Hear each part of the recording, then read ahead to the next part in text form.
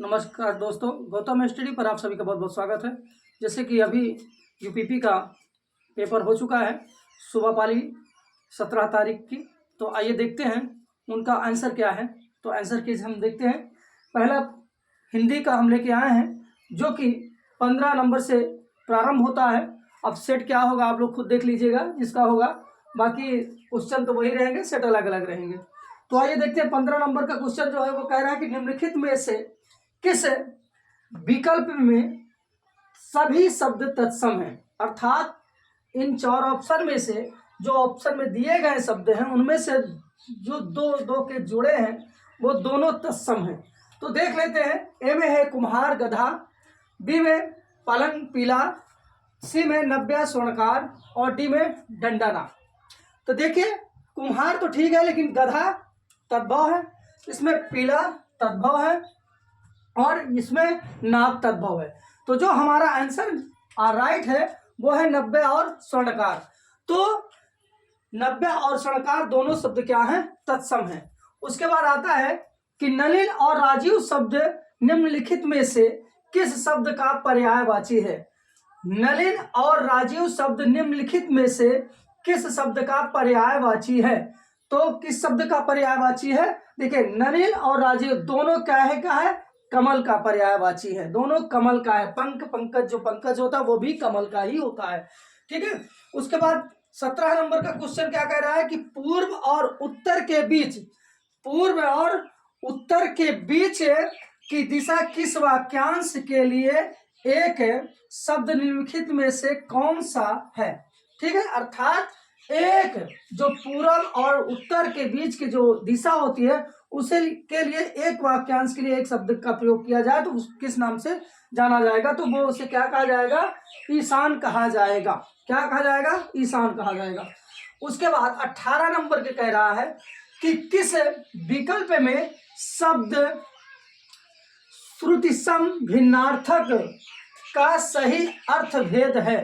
ठीक है। तो किसका पूछ रहा है कि किस विकल्प में शब्द श्रुतिसम भिन्नार्थक का सही अर्थ भेद है। प्राकृतिक, प्राकृत, एक भाषा, यथार्थ, व्रण, वर्ण, रंग, घाव, सस्वर, शशिधर, चांद, शिव, विष और विष बराबर धन, जहर। तो ये जो है हमारा होगा विष का जो है धन है, विष का है जहर। तो धन, विष का मतलब जहर। तो ये हमारा ऑप्शन डी सही होगा। फिर 19वां कह रहा है कि निम्नलिखित में से किस विकल्प में शुद्ध वाक्य है। ठीक है। तो कौन से विकल्प में क्या है? शुद्ध वाक्य है। तो पहला नंबर कह रहा है कि वह ऑफिस में बैठा मेरा प्रतीक्षा कर रहा है। दीन दुर्बलों को प्यार करना मानवता है। ठीक है। जब कोई, देखिए यहाँ एक शब्द है कि दीन तो ठीक है, दुर्बल है ना, दुर्बल है, वो प्यार करना मानवता है। सी नंबर क्या है? 10 बजने को 15 मिनट है, लड़के अध्यापक को प्रश्न पूछते हैं। अर्थात देखिए तीनों में जो है उचित वाक्य नहीं है। ठीक है। शुद्ध वाक्य नहीं है। तो जो हमारा शुद्ध वाक्य होगा वो होगा ए नंबर। फिर उसके बाद 20 कह रहा है कि निम्नलिखित में से पुल्लिंग शब्द का चयन कीजिए कि अर्थात पराधीनता, अजवायन और मुद्रिका और बिहार में से कौन सा हमारा पुल्लिंग शब्द है। तो देखिए, पराधीनता स्वीकार की गई है, वाक्य में प्रयोग करके देख सकते हैं। अजवाइन खरीदी गई है या मंगवाई गई है। मुद्रिका में पानी चढ़वाई गई है ना, या मुद्रिका पहना गया है ना, पहनने वाली चीज है। मुद्रिका खुद ही दिख रहा है, स्त्री है। बिहार एक क्या है? राज्य का नाम है। ठीक है। बिहार एक प्रदेश का नाम है। तो प्रदेश क्या होता है, राज्य क्या होता है, पुल्लिंग होता है। लेकिन अपवादित कुछ होते हैं, जैसे दिल्ली है तो दिल्ली जो है वो एक राजधानी के नाम से, राजधानी जो होती है वो स्त्रीलिंग होती है, बाकी राज्य जो होते हैं पुल्लिंग होते हैं। ठीक है। तो हमारा 21 नंबर का क्वेश्चन है कि निम्नलिखित में से किस शब्द का प्रयोग एक वचन में होता है। ठीक है। प्राण उड़ गए, दर्शन हो गए, हस्ताक्षर किए गए, सोना। सोना जो है वो एक वचन में प्रयोग किया जाता है। फिर उसके बाद होता है जो 22 नंबर का क्वेश्चन है, वह क्या आ रहा है कि हे ईश्वर दया करो, रेखांकित शब्द में कौन सा कारक है। तो जहां पर कहा है ईश्वर, है ना, हम पढ़ते हैं कारक 8 प्रकार के होते हैं, 8 होते हैं, है ना। तो 8वां जो हमारा होता है वो संबोधन होता है, और इसमें जहां संबोधन का चिन्ह लगा हो ये इस प्रकार से, वहां कौन सा कारक होगा, संबोधन कारक होगा। तो इसमें कौन सा है, संबोधन कारक है। उसके बाद 23 नंबर क्वेश्चन हमारा कहता है कि निम्नलिखित में से तद्भव शब्द कौन सा है। ठीक है, जलादि है, शांति है, ताप है, ये तीनों जो है तत्सम शब्द है, क्योंकि काम और काज जो है तद्भव में प्रयोग किया जाता है, और काज का जो तत्सम होता है वो होता है कार्य। उसके बाद प्रश्न नंबर 24 है कि अभिभाषण शब्द में कौन सा उपसर्ग होगा। तो अभिभाषण, दोनों को अलग कर लो, अभि प्लस भाषण, तो कौन सा उपसर्ग होगा, अभि उपसर्ग होगा। ठीक है, उसके बाद हमारा 25 नंबर का है कि रक्त रंजित शब्द में कौन सा समास है। रक्त रंजित यानी रक्त से रंजित, इसमें तत्पुरुष समास होगा। ठीक है, रक्त से रंजित, तो कौन सा समास होगा, तत्पुरुष समास होगा। अगला है 26 नंबर क्वेश्चन कि क्यों कब कौन में क्यों कब कौन से सर्वनाम के उदाहरण है। यहाँ एक प्रश्न पूछा जा रहा है, क्यों कैसे हुआ, कब हुआ, कौन था। तो इसमें जो प्रश्न पूछने का तरीका हो रहा है, इसमें कब, क्यों, कौन, तो इससे एक हमारा उत्तर देने की प्रेरणा जागृत हो रही है। तो इसलिए कौन सा होगा सर्वनाम, तो ये प्रश्नवाचक, क्योंकि ये प्रश्न पूछने में प्रयोग किए जाते हैं शब्द, इसलिए प्रश्नवाचक सर्वनाम होगा। आगे आइए देखते हैं, चलिए अगला क्वेश्चन देखते हैं। तो 27 नंबर का क्वेश्चन है कि मदिरालय शब्द के संधि विच्छेद का चयन कीजिए। तो मदिरालय, ठीक है, तो इसमें दिया है मदिरालय, मदिरालय, मदिरालय, मदिर आलय और मदिरालय। अर्थात मदिरा मतलब क्या होता है, शराब, और आलय का मतलब होता है जहां पर बिकती है। ठीक है, तो सही जो होगा हमारा डी नंबर होगा, मदिरा धन आलय। उसके बाद 28 नंबर का क्वेश्चन कहता है कि अवतरण चिन्ह को और किस नाम से जाना जाता है। तो अवतरण चिन्ह को जो है उदाहरण चिन्ह के नाम से जाना जाता है। उसके बाद 29 नंबर का क्वेश्चन है कि सत्सई शब्द में किस प्रकार के संख्या बोधक विशेषण का प्रयोग है। तो सत्सई शब्द में जो है समुच्चय बोधक विशेषण का प्रयोग किया गया है। उसके बाद प्रश्न नंबर 30 कह रहा है कि राधा ने पायल से चिट्ठी लिखवाई, इस वाक्य में कौन सी क्रिया है। तो राधा ने क्या किया, पायल से चिट्ठी लिखवाई, तो लिखवाने का मतलब है उसने प्रेरणार्थक क्रिया कराई है। ठीक है, उसके बाद 31 नंबर में है कि चिल्लाहट में कौन सा प्रत्यय होगा। ठीक है, चिल्लाहट में कौन सा प्रत्यय होगा, तो चिल्लाहट में आहट प्रत्यय होगा। क्यों, क्योंकि चिल्ला शब्द अलग है और आहट अलग है, दोनों शब्द सार्थक हैं। ठीक है, तो चिल्लाहट में आहट प्रत्यय होगा, ऑप्शन नंबर ए सही है। उसके बाद प्रश्न नंबर 32 कहता है कि राम अभी सोएगा। तो जो वो क्या है कि राम अभी सोएगा, इस वाक्य में कौन सा वाच्य होगा। ठीक है, सोएगा, खाएगा, जाएगा, पिएगा, है ना, आएगा, तो ये सब क्रिया जो होती है कर्तवाच्य में होती है। ठीक है, तो ऑप्शन नंबर सी हमारा सही हो जाएगा। और प्रश्न 33 कह रहा है कि तिल का ताड़ बनाना। ठीक है, और तिल का ताड़ का मतलब छोटी चीज को बहुत लंबा कर देना, तो वही है कि साधारण बात को बढ़ा चढ़ाकर कहना क्या है, तिल का ताड़ बनाने का मुहावरे का अर्थ होगा। तो हमारा ऑप्शन 33 में जो है वो है ए नंबर सही हो जाएगा। उसके बाद 34 नंबर कहता है कि परोक्ष का विलोम शब्द क्या होगा। तो प्रत्यक्ष जो है परोक्ष का विलोम शब्द है, तो ऑप्शन नंबर डी सही हो जाएगा। आगे देखते हैं, क्वेश्चन नंबर 35 क्या कह रहा है। प्रश्न नंबर 35 कहता है कि चमड़ी जाए पर दमड़ी ना जाए, लोकोक्ति का अर्थ निम्नलिखित में से कौन होगा। तो पहला ऑप्शन है जान चली जाए पर पैसा ना जाए, बी पैसा का बहुत मोह होना, सी अत्यधिक कंजूस होना, और डी पैसा ही माँ बाप दोनों होना। तो जो होगा अत्यधिक कंजूस होना, कि इतना कंजूस हो जाना कि चमड़ी चली जाए पर दमड़ी न जाए, अर्थात चाहे खाल उधड़ जाए, बीमारी से मर जाओ, लेकिन पैसा नहीं खर्च होना चाहिए, तो अत्यधिक कंजूस होना। उसके बाद प्रश्न 36 कहता है कि क्रोध किस रस का स्थायी भाव है। ठीक है, तो क्रोध से क्या होता है, रूप भयानक हो जाता है, जिसको रौद्र रूप कहते हैं, बदल जाता है ना, तो वो क्या होता है, रौद्र रूप, है ना, तो रौद्र रस होगा इसका स्थायी भाव। उसके बाद 37 जो है कहता है कि सोरठा के द्वितीय और चतुर्थ चरण में कितनी मात्राएं होती हैं। तो देखिए सम्मात्रिक छंद और विषम मात्रिक छंद के अंतर्गत होते हैं।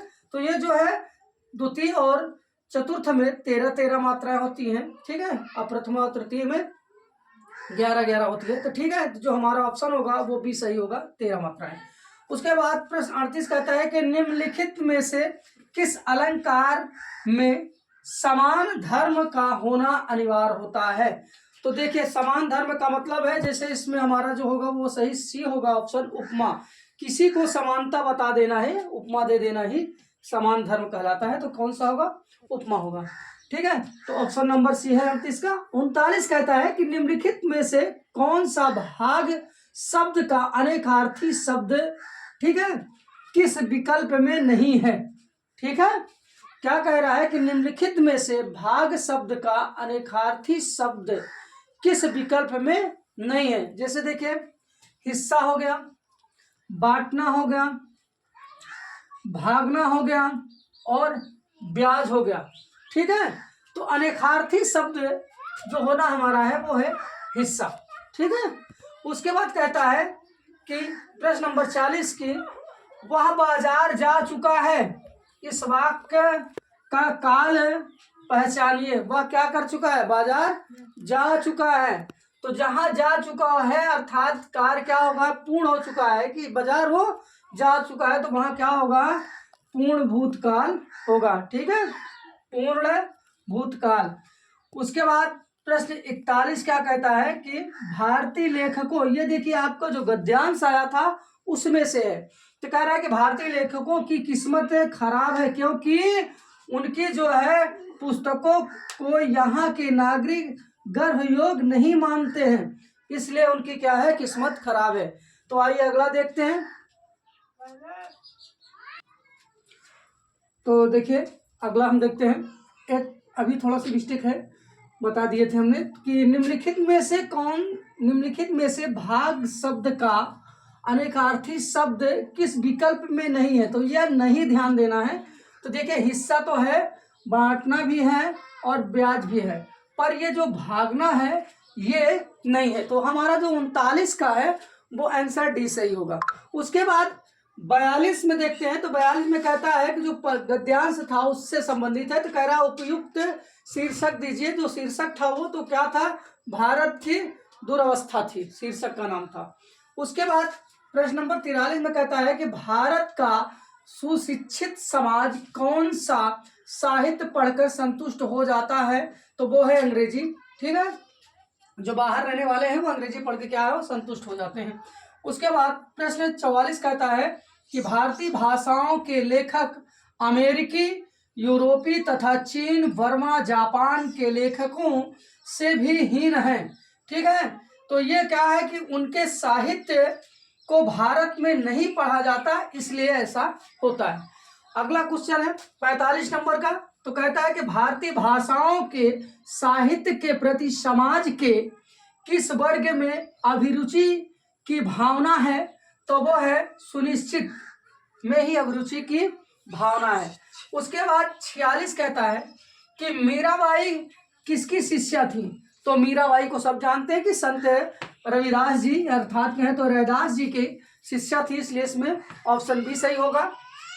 उसके बाद प्रश्न नंबर 47 में कहता है कि निम्नलिखित में से कौन सी भाषा पश्चिमी हिंदी से संबंध नहीं रखती है। तो वो है बांगरू। बाकी अवधी भी रखती है, भोजपुरी भी रखती है, और सॉरी ये नहीं, अवधी नहीं रखती है, भोजपुरी नहीं रखती, राजस्थानी भी, ये तीनों अलग अलग की भाषाएं हैं। उसके बाद जो रखती है पश्चिमी हिंदी इस भाषा से संबंध, तो वो है हमारा बांगरू, जो कि 47 का ऑप्शन बी होगा। ठीक है, तो हम माफी चाहते हैं जो 39 में पहले बता दिया था, तो 39 में जो हमारा है वो डी सही है। ठीक है, आइए आगे देखते हैं। तो चलिए आगे देखते हैं। 48 नंबर प्रश्न है। 48 नंबर क्या कहता है कि निम्नलिखित में से नहीं कौन से प्रकार का रीतवाचक क्रिया विशेषण है। तो इसमें किसका पूछा गया है कि नहीं, है ना। तो ऑप्शन है ए निषेधवाचक, बी प्रश्नवाचक, सी निश्चयबोधक और डी विधिबोधक। तो इसमें नेगेटिव है, इसलिए क्या होगा निषेधवाचक। तो कह रहा है कि नहीं कौन से प्रकार का रीतवाचक क्रिया विशेषण है, तो वो क्या है निषेधवाचक है, अर्थात ए ऑप्शन सही हो जाएगा। उसके बाद 49 कहता है कि निम्नलिखित में से समुद्र शब्द का पर्यायवाची शब्द कौन सा होगा। तो समुद्र का होगा रत्नाकर, ठीक है, क्या होगा रत्नाकर। बैराग का सन्यासी, भोर का सुबह, है ना, भाव का उतरना, उसके बाद समुद्र का जो होता है रत्नाकर, क्योंकि रत्न जो होते हैं वो समुद्र में ही मिलते हैं, तो इसलिए जैसे भी अनुमान लगा सकते हैं। तो ऑप्शन सी इसमें होगा। और 50 क्या कहता है कि मेघ और मेध, मेघ और मेध श्रुति सम भिन्नार्थक शब्द का सही अर्थभेद निम्न में से कौन सा होगा। तो मेघ है, मेघ माने बादल होता है और मेध माने यज्ञ होता है। तो पहले कौन सा है मेघ अर्थात बादल है और दूसरा मेध है यज्ञ है। तो हमारा जो ऑप्शन होगा वो डी सही होगा। तो 50 का डी सही है। 51 देखते हैं। 51 कहता है कि जो स्त्री अभिनय करती हो, तो जो अभिनय करती हो है ना, वो क्या कहलाती है अभिनेत्री कहलाती है, ठीक है। जो हीरोइनी के काम करती है वो नायिका कहलाती है, और जो गाती है वो गायिका कहलाती है, जो नाचती है वो नर्तकी कहलाती है, और जो अभिनय करती है वो अभिनेत्री कहलाती है। तो 51 का जो हमारा है वो बी ऑप्शन सही होगा। उसके बाद 52 में कह रहा है कि मानसरोवर किसकी रचनाओं का संकलन है। तो मानसरोवर जो है मुंशी प्रेमचंद का जो है काव्य संग्रह है। क्या है ये, तो ये काव्य संग्रह है, ठीक है। तो ये था हमारा यूपीपी का जो 17 तारीख सुबह का होने वाला पेपर था, तो उसका ये सॉल्व है। आप लोग को यह वीडियो कैसा लगा आप लोग कमेंट में अवश्य बताइएगा, और चैनल को सब्सक्राइब करिएगा ताकि आने वाली वीडियो आपको लगातार मिलती रहे। एक चीज़ बता दें, ये मेरे क्लास में जितने भी सिलेबस के अंतर्गत पढ़ाए गए थे उन्हीं नोट्स पढ़ाए गए नोट्सों में से ही ये प्रश्न आए हुए हैं। तो मुझे विश्वास है कि मेरे जो बच्चे होंगे जो यूट्यूब चैनल से जुड़े होंगे और जो ऑफलाइन में कोचिंग पढ़े होंगे उनके लिए ये सरल हुआ होगा पेपर। तो यह वीडियो देखने के लिए आप सभी का बहुत बहुत धन्यवाद।